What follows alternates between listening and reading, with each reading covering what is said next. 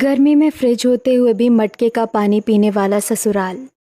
इतनी भयंकर गर्मी पड़ रही है कि इंसान का खून तक उबल जाए, पर हमें ठंडा पानी पीने को नसीब नहीं होता है।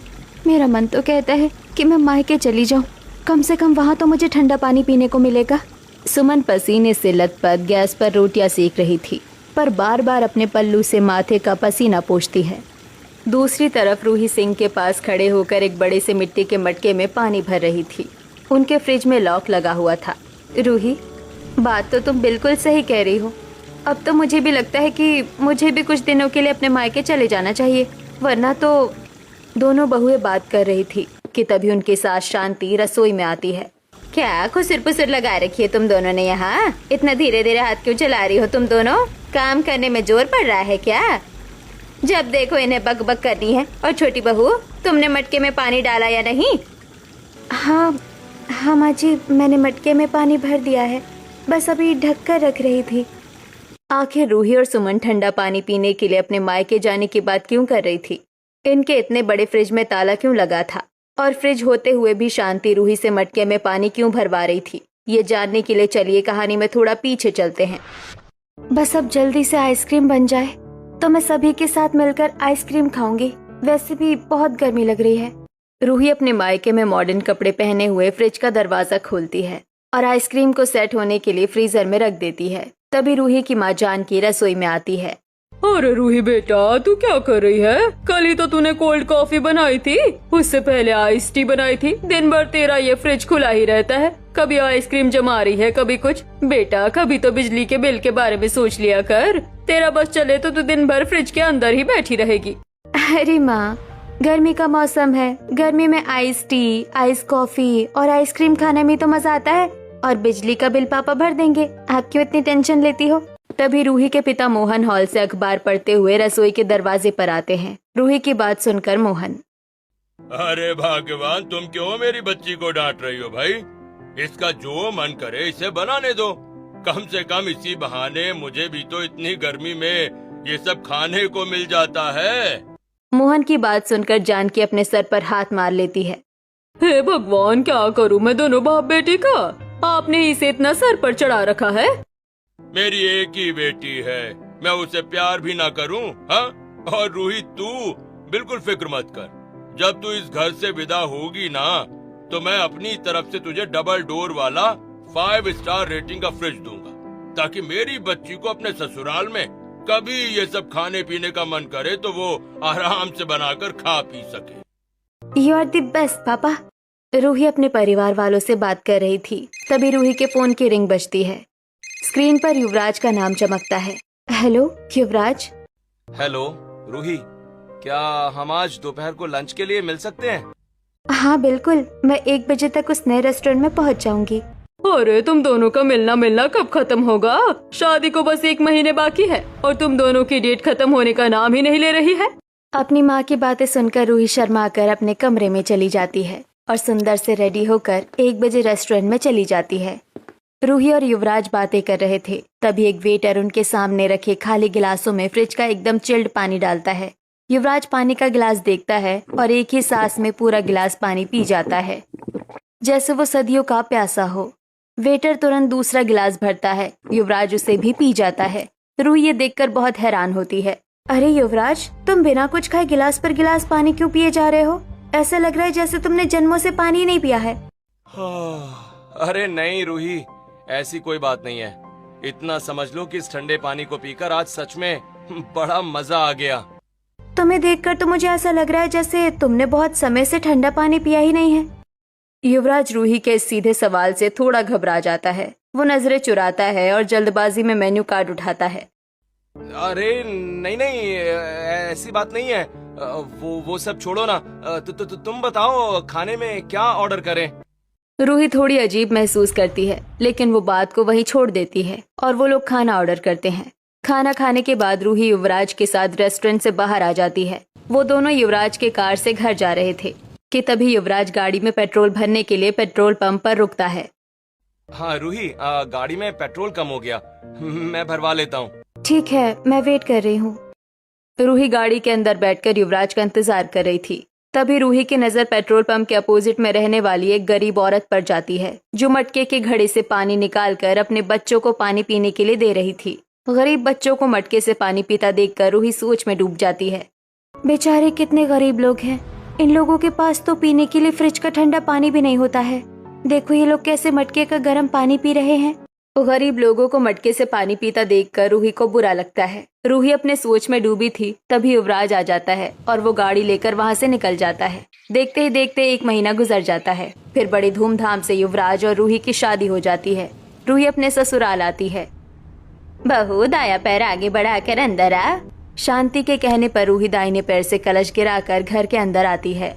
बहू रात काफी हो गई है, बाकी की रस्में तो होती रहेंगी। आज तो बहुत थक गई होगी, अब तो जाकर अपने कमरे में आराम कर ले। युवराज बेटा, बहू को अपने कमरे में ले जा। रूही युवराज के साथ अपने कमरे में चली जाती है। पहले दिन रूही सुबह सुबह अच्छे से तैयार होकर भारी साड़ी पहनकर रसोई में आती है। वो बहुत खुश और एक्साइटेड थी। आज मैं अपने ससुराल वालों के लिए कुछ बहुत अच्छा बनाऊंगी, जिसे खाकर सब खुश हो जाए। ये सब सोचते हुए रूही गैस चालू करती है और तरह तरह के पकवान जैसे हलवा, पूरी, सब्जी बनाने लगती है। गर्मी का टाइम था, बाहर की गर्मी और ऊपर से भारी कपड़े पहनकर खाना बनाने की वजह से रूही पसीने से भीग जाती है। उसे बहुत तेज प्यास लगने लगती है। उफ, कितनी गर्मी लग रही है। प्यास के मारे मेरा तो गला सूखा जा रहा है। चलो पानी पी लेती हूँ। रूही की नजर रसोई में रखे 5 स्टार डबल डोर फ्रिज पर पड़ती है, जो उसके पापा ने उसे शादी में दिया था। वो खुश होकर फ्रिज की तरफ बढ़ती है कि चलो कम से कम ठंडा पानी तो मिलेगा। अच्छा हुआ जो पापा ने मुझे इतना बड़ा फ्रिज दे दिया। अगर ये फ्रिज नहीं होता तो पता नहीं मैं गर्मी में क्या करती। रूही पानी पीने के लिए जैसे ही फ्रिज का बड़ा सा दरवाजा खोलती है तो हैरान रह जाती है। इतना बड़ा फ्रिज अंदर से बिल्कुल खाली पड़ा है, ना कोई सब्जी, ना कोई फल, और सबसे बड़ी बात, उसमें पानी की एक भी बोतल नहीं रखी है। अरे ये फ्रिज तो पूरा खाली है, इसमें पानी की एक भी बोतल नहीं है। ऐसे कैसे हो सकता है? रूही फ्रिज देखकर परेशान हो रही थी। तभी उसकी जेठानी सुमन किचन में आती है। वो रूही को खाली फ्रिज के सामने खड़ा देखकर समझ जाती है कि क्या बात है। वो रूही के कंधे पर हाथ रखते हुए पूछती है, क्या हुआ रूही, पानी ढूंढ रही हो? खाना बनाते बनाते परेशान हो गई ना? हाँ दीदी, पर इस फ्रिज में तो ठंडा पानी है ही नहीं। मुझे बहुत गर्मी लग रही थी, बस थोड़ा सा ठंडा पानी पीना था। रूही की बात सुनकर सुमन रसोई के कोने में रखे मटके की तरफ इशारा करती है। रूही, अगर तुम्हें पानी पीना है ना तो वो सामने मटका रखा है, उसी में से निकाल कर पी लो। हमारे घर में मटके का पानी ही पिया जाता है। क्या, मटके का पानी? इतनी गर्मी में मटके का पानी कौन पीता है? रूही देखो, हमारे ससुराल में हर कोई मटके का पानी ही पीता है। रूही बिना कुछ और कहे चुपचाप मटके के पास जाती है, एक गिलास पानी निकालती है और पी लेती है। पानी बिल्कुल भी ठंडा नहीं है। रूही जब पानी पी रही थी उसी वक्त उसकी सास शांति रसोई के बाहर से गुजरती है। वो रूही को मटके से पानी पीते हुए देखती है। दीदी, हमारे ससुराल वाले फ्रिज होते हुए भी मटके का पानी क्यों पीते हैं? रूही के इतना पूछते ही सुमन डर जाती है और बाहर देखती है। शांति वहाँ खड़ी होकर उन दोनों को ही देख रही है। शांति को देखकर सुमन घबरा जाती है। अरे छोड़ो रूही, मैं तुम्हें बाद में बताऊंगी, तुम बस अपना काम करो। और मैं क्यों बताऊं? मुझे अपनी कब्र थोड़ी खोदनी है। जब तुम्हें पता चलना होगा पता चल जाएगा। इतना कहकर सुमन तेजी से रसोई से बाहर चली जाती है। रूही और भी ज्यादा उलझन में पड़ जाती है। वो बिना कुछ कहे खाना बनाने लगती है। खाना बनाने के बाद वो फ्रिज में पानी की कई बोतलें भरती है और उन्हें फ्रिज में ठंडा होने के लिए रख देती है। अब कम से कम खाना खाते वक्त तो मुझे गर्म और घर वालों को गर्म पानी नहीं पीना पड़ेगा। खाना बनाने के कुछ देर बाद पूरा परिवार डाइनिंग टेबल पर खाना खाने के लिए बैठा था। रूही अपनी पहली रसोई का खाना सबको परोसती है। साथ में वो फ्रिज का ठंडा पानी गिलास में डालकर सभी को देती है। सभी खाना खाते हैं। वाह बहू वाह, तुम खाना तो भाई बहुत अच्छा बना लेती हो। हलवा तो बहुत ही स्वादिष्ट लग रहा है। गोपाल, युवराज, सुमन और उसका पति तो खाना खाने में बिजी थी, लेकिन शांति का ध्यान टेबल पर रखे ठंडे पानी पर था। वो टेबल पर बैठे सभी लोग ठंडे पानी को देखकर चौंक जाते हैं।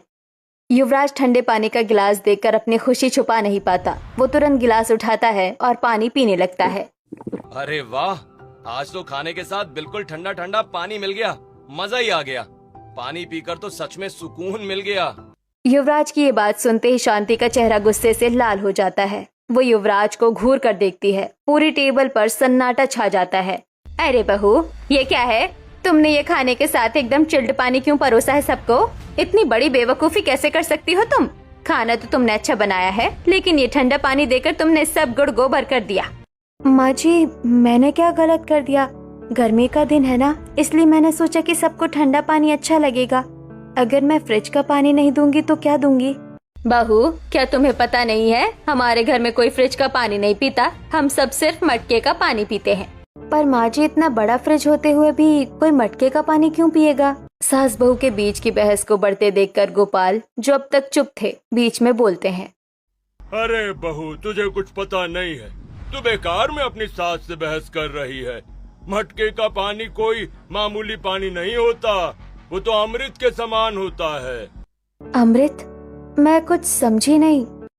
मटके का पानी सेहत के लिए सबसे अच्छा होता है। गर्मी के मौसम में बाहर से आकर उसे पीने से गला खराब भी नहीं होता और थकान भी दूर हो जाती है। इसीलिए आज के बाद तू भी ये समझ ले कि इस घर में सबको सिर्फ मटके का ही पानी देना है। रूही बेबस होकर सबकी शक्ल देखती है। युवराज अपना सिर नीचे किए खाना खा रहा था। वो अपनी माँ और पिता के सामने एक शब्द नहीं बोलता। सब लोग खाना खाकर अपने अपने काम पर लग जाते हैं। खाना खत्म होने के बाद रूही रसोई में बर्तन धो रही है। तभी शांति वहाँ आती है। उसके हाथ में एक बड़ा सा ताला और चाबी था।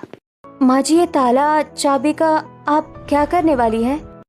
छोटी बहू, तू हट यहाँ से। देख तो नहीं है, इसलिए तुझे समझ नहीं आ रहा है, लेकिन मैं इस घर के नियम टूटने नहीं दूंगी।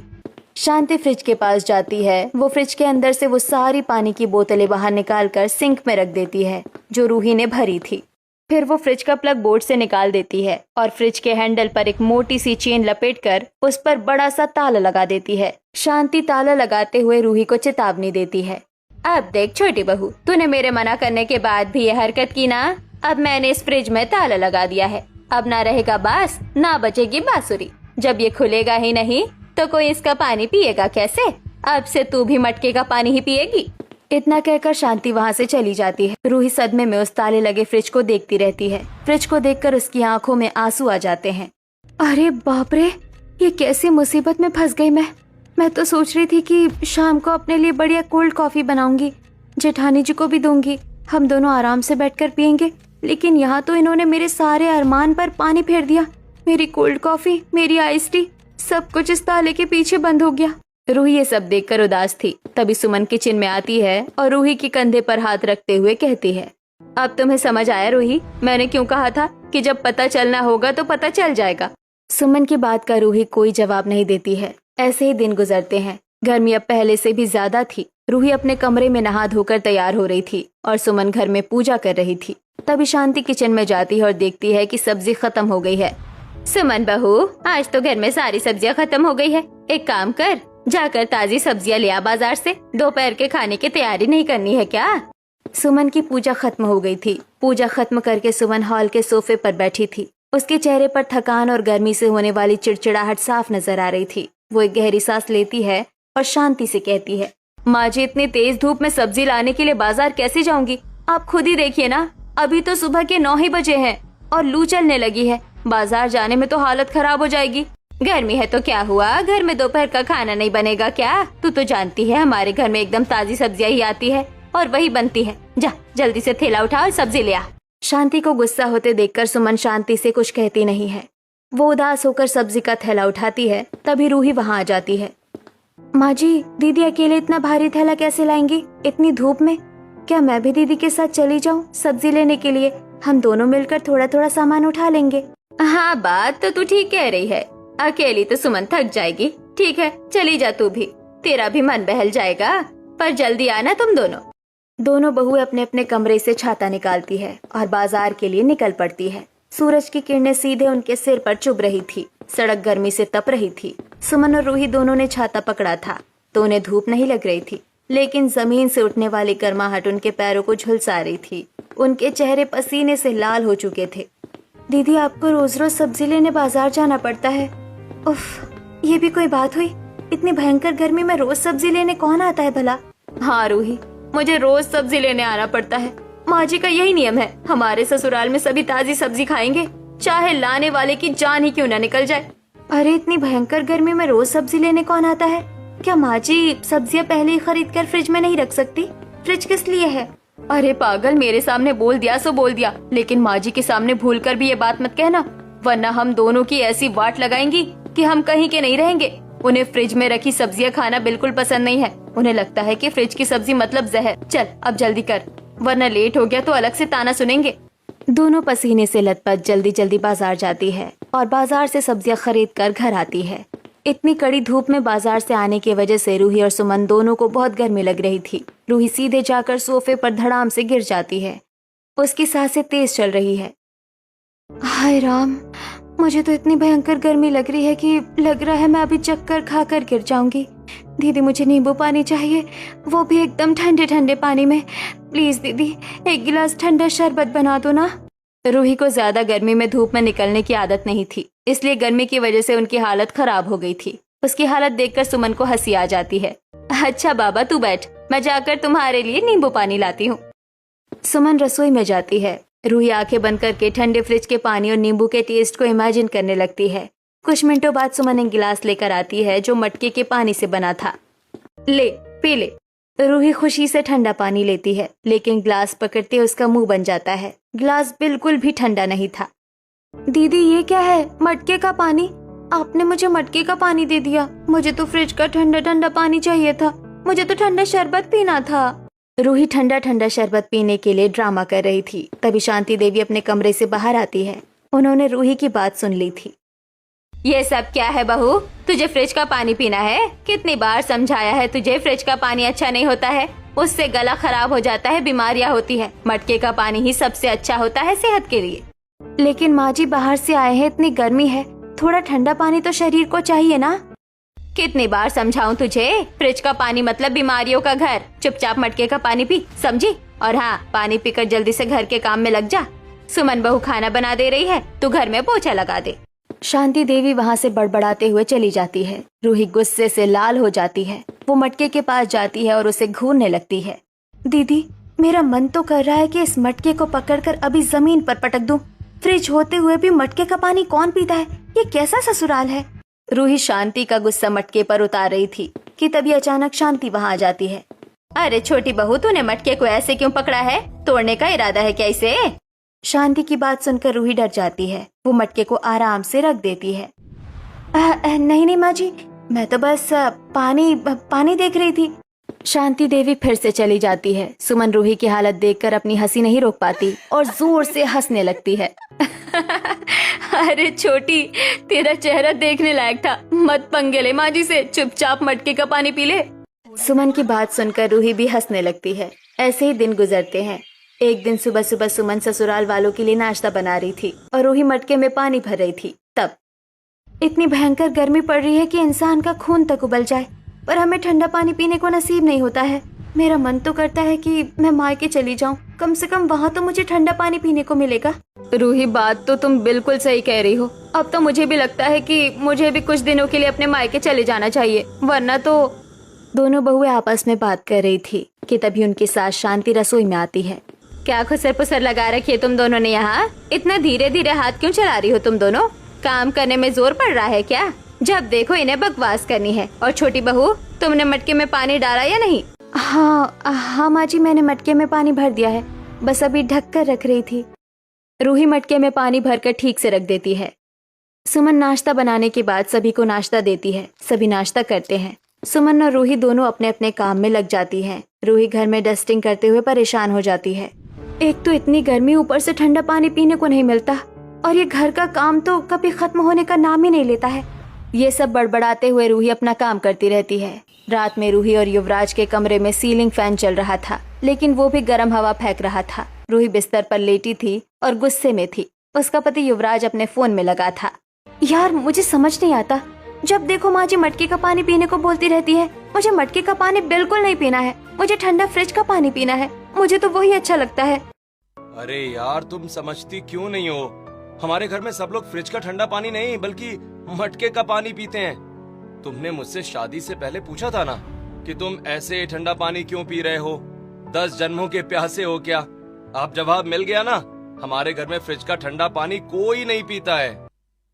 क्या तुमने इतनी बड़ी बात छुपाई? हद होती है यार, कैसे ससुराल में आ गई हूँ मैं। एक तो घर में इतना बड़ा फ्रिज है और हम पानी मटके का पी रहे हैं। देखो रूही, हमारे परिवार में पीढ़ियों से मटके का ही पानी पिया जाता है। ये सेहत के लिए अच्छा है। तुम्हें भी बल्कि इसकी आदत डाल लेनी चाहिए। रूही अपना सिर पकड़ लेती है। रूही और युवराज में थोड़ी बहस हो जाती है, पर दोनों सो जाते हैं। अगले दिन शाम को विवेक और युवराज अपने अपने ऑफिस से आते हैं। दोनों ने लोकल ट्रेन का सफर किया था और गर्मी से उनका बुरा हाल था। वो पसीने से नहाए हुए थे। घर आते ही वो सोफे पर गिर पड़ते हैं। ओफो, कितनी भयंकर गर्मी है आज। लोकल ट्रेन में तो खड़े खड़े ही हालत खराब हो गई। सुमन, जरा एक गिलास पानी तो लाना जल्दी से। हाँ रूही, मेरे लिए भी एक गिलास पानी लाना, बहुत तेज प्यास लगी है। सुमन और रूही दोनों अपने अपने पतियों के लिए मटके का पानी लेकर आती हैं। लीजिए पानी। दोनों पति एक साथ पानी पीते हैं और तुरंत ही थू थू करके पानी बाहर निकाल देते हैं। थू, ये कैसा पानी लेकर आई हो तुम लोग? ये पानी है या उबली हुई चाय? इतना गर्म पानी कौन पीता है भाई? अरे ये मटके का ही तो पानी है। आपने ही तो कहा था कि आप लोग पीढ़ियों से मटके का पानी पीते आ रहे हैं। पीजिए अब अपना पीढ़ियों वाला मटके का पानी। लेकिन मटके का पानी इतना गर्म कैसे हो सकता है? मटके का पानी तो ठंडा होता है। इसमें और बोतल के पानी में तो कोई अंतर ही नहीं लग रहा है। अब इसमें और बोतल के पानी में कोई अंतर नहीं है। इतनी भयंकर गर्मी पड़ रही है, मटका भी बेचारा कितना पानी ठंडा करेगा। तभी शांति देवी बाहर आती है। दोनों बेटे अपनी माँ से शिकायत करने लगते हैं। माँ देखो ना, मटके का पानी कितना गर्म हो गया है। ऐसा लग रहा है जैसे उबला हुआ पानी पी रहे हैं। इतनी गर्मी में बाहर से आए हैं, ये पानी पीकर तो हमारी हालत और खराब हो जाएगी। अरे बेटा, गर्मी ही इतनी है तो मटका क्या करे। लेकिन मटके का पानी ही शरीर के लिए सही है। फ्रिज का पानी पियोगे तो बीमार पड़ जाओगे। मैं पानी ठंडा करने का कुछ उपाय करती हूँ। तुम बहुए, एक लाल रंग का सूती कपड़ा लो, उसे गीला करो और मटके के चारों तरफ लपेट दो। इससे पानी बिल्कुल ठंडा रहेगा। तुम लोग हर घंटे कपड़े गीले करके रखना। शांति की बात सुनने के बाद विवेक और युवराज हार मानकर अपने अपने कमरे में चले जाते हैं। सुमन और रूही एक दूसरे को देखती रहती है। दीदी, हमारी प्लानिंग तो फेल हो गई। हमने तो सोचा था कि अपने पति को थोड़ा गर्म पानी देंगे तो वो दोनों सासू माँ को बोलकर फ्रिज बुलवा देंगे, लेकिन यहाँ तो सब उल्टा पड़ गया। अब हम लोग कर भी क्या सकते हैं? हमारे नसीब में तो फ्रिज होते हुए भी मटके का पानी पीना ही लिखा है। अब रूही और सुमन की एक नई ड्यूटी शुरू हो गई थी। हर 1-2 घंटे में मटके के लाल कपड़े को गीला करना, ये उनके लिए किसी सजा से कम नहीं है। एक दिन रूही दोपहर की चिलचिलाती धूप में छत पर कपड़े सुखाने जाती है।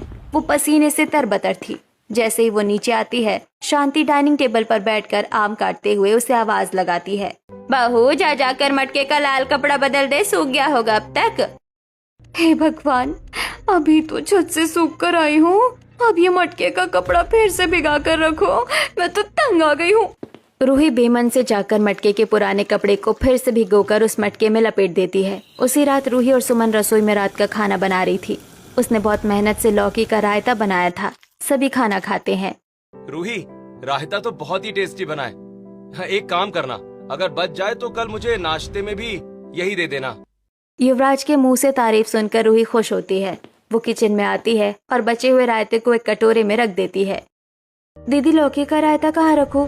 फ्रिज में तो रखने नहीं देंगी माँ जी। मटके के ऊपर रख दे, वही ठंडा रहेगा शायद। रूही रायते को मटके के ऊपर रख देती है। अगली सुबह नाश्ते की मेज पर सब बैठे हैं। रूही रायता परोसती है। रायते का एक चम्मच मुंह में लेते ही युवराज का मुंह बन जाता है। अरे थू, थू, ये क्या है रूही? ये तो पूरा खराब हो गया है। इसमें से महक आ रही है। हाँ, ये तो सच में खराब हो गया है। अब जब आप लोग फ्रिज का इस्तेमाल करने ही नहीं देते हैं तो चीजें खराब तो होंगी ही ना। मटके के ऊपर रखने से रायता रात भर में खट्टा हो गया। अब मैं क्या करूं? शांति ये सब सुन रही है, लेकिन वो चुप रहती है। उसी दिन दोपहर को रूही और सुमन अकेले बैठी थी। दीदी, अब पानी सर से ऊपर जा रहा है। मुझे कैसे भी करके फ्रिज का ठंडा पानी पीना है। अगर ऐसे ही रहा तो मैं तो गर्मी से पागल हो जाऊंगी। एक काम करते हैं रूही, हम लोग कल से सुबह सुबह जॉगिंग पर जाने का बहाना बनाते हैं। वहाँ बाहर पार्क के पास एक दुकान है। वहाँ से हम आराम से ठंडा पानी और जो मन करे पी सकते हैं। घर में किसी को पता भी नहीं चलेगा। दीदी, आप कमाल हो, ये आइडिया एकदम परफेक्ट है। अगले दिन सुबह के 6:30 बज रहे थे। सुबह सुबह उमस शुरू हो गई थी। सुमन और रूही ट्रैक पैंट्स और टी-शर्ट पहने जॉगिंग करने के लिए जाती है। वो जॉगिंग करते करते पार्क के बाहर वाले इलाके में आती है, जहाँ एक कोल्ड ड्रिंक्स की दुकान थी और सामने भंडारा मिल रहा था। दीदी, चलिए चिल्ड कोल्ड कॉफी पीते हैं। हाँ चल। दोनों कोल्ड ड्रिंक की दुकान पर जाकर केन वाली कोल्ड कॉफी लेती हैं वो दुकान के सामने खड़े होकर बड़े चाव से कोल्ड कॉफी पी रही थी। तभी सुमन की नजर भंडारे के भीड़ में खड़े दो परिचित चेहरों पर पड़ती है। सुमन रूही को कौनी मारती है। रूही, वहाँ देख। अरे बाप रे, ये तो माँ जी और बाबूजी हैं। शांति और गोपाल भंडारे के सामने कोने में खड़े होकर मजे से ठंडा शरबत पी रहे थे। उनके चेहरों पर गजब का सुकून था। दीदी देखिए, माँ जी और बाबूजी घर में हमें मटके का उबला हुआ पानी पिलाते हैं और खुद यहाँ आकर बर्फ वाला ठंडा शरबत गटक रहे हैं। चलिए आज इनकी क्लास लगाते हैं, आने दो इन्हें घर। वो तो ठीक है, पर चल चल कर उनकी बातें सुनते हैं। सुमन और रूही दोनों अपनी कॉफी खत्म करके भंडारे की भीड़ में घुस जाती है। अजी सुनते हैं, आज का शरबत तो बहुत ही ज्यादा टेस्टी है, ऊपर से इसमें बर्फ के टुकड़े भी हैं। हाँ शांति, ये ठंडा ठंडा शरबत पीकर तो मुझे भी बड़ा मजा आ रहा है। अच्छा हुआ हम लोग मॉर्निंग वॉक के बहाने रोज यहाँ भंडारे में शरबत पीने के लिए आ जाते हैं। शांति और गोपाल की बातें सुनकर दोनों बहू को बहुत गुस्सा आता है। वो दोनों जल्दी से घर चली जाती है। थोड़ी देर बाद शांति और गोपाल भी मॉर्निंग वॉक से वापस आते हैं। अरे वाह माँ जी बाबूजी, लाल लाल ठंडा शरबत पीकर तो बड़ा मजा आया होगा ना? गला खराब नहीं हुआ आपका? छोटी बहू, क्या बकवास कर रही हो तुम? माँ जी बाबूजी, आज हमने आपकी सारी बातें सुनी थी भंडारे में। हम तो जॉगिंग करने के लिए गए थे और आपका सीक्रेट हमें पता चल गया। अरे बहुओं, वो तो बस गर्मी बहुत लग रही थी तो सोचा थोड़ा गला तर कर लें। अच्छा, पर माँ जी तो कहती है कि फ्रिज का ठंडा पानी, बर्फ वाली चीजें सेहत के लिए जहर होती है। फिर आप लोग ठंडा शरबत कैसे पी सकते हैं? सुबह सुबह घर में बहुओं की तेज आवाज सुनकर युवराज और विवेक भी कमरे से हॉल में आते हैं। उन्होंने दोनों बहुओं की बातें सुन ली थी। माँ, बाबूजी, आप लोग सच में बाहर जाकर ठंडा शरबत पी रहे थे और हमें रोज उस मटके का गर्म पानी पीने को मजबूर कर रहे थे। माँ, ये तो गलत बात है। आप लोगों की जिद के चक्कर में हमें हर दिन मटके का गर्म पानी पीना पड़ता था और आप लोग गर्मी से बचने के लिए ठंडा शरबत पी रहे थे। ये आपने ठीक नहीं किया। माँ, बाबूजी, अगर आप दोनों ठंडा शरबत पी सकते हैं ना, तो हम भी अब फ्रिज होते हुए भी मटके का पानी नहीं पियेंगे। माँ, आप फ्रिज से ताला खोल दीजिए। शांति बिना कुछ कहे किचन में जाकर फ्रिज से ताला खोल देती है। अब दोनों बहुएं खुशी से ठंडा पानी पीने लगी थी और फ्रिज में बचा हुआ खाना रखने लगी थी। शाम को जब दोनों के पति घर आते तो वो उन्हें फ्रिज का चिल्ड ठंडा ठंडा शरबत देती है। लीजिए जी, ठंडा ठंडा शरबत पीजिए, आपको अच्छा लगेगा। विवेक खुशी खुशी शरबत पीता है, उसको काफी अच्छा भी लगता है। अब हर दिन रूही और सुमन ऑफिस जाने के बाद अपने पतियों को कभी नींबू पानी तो कभी आम पन्ना बना कर देती। रोज रोज फ्रिज का चिल्ड पानी पीने की वजह से उनकी तबीयत खराब हो जाती है। उन्हें बहुत तेज बुखार आ जाता है। रूही और सुमन घबराकर डॉक्टर को बुलाती है। इन्हें ठंडा गर्म लग गया है क्या? ये गर्मी से आकर ठंडा पानी पीते थे? हाँ, इसलिए इनकी तबीयत खराब हुई है।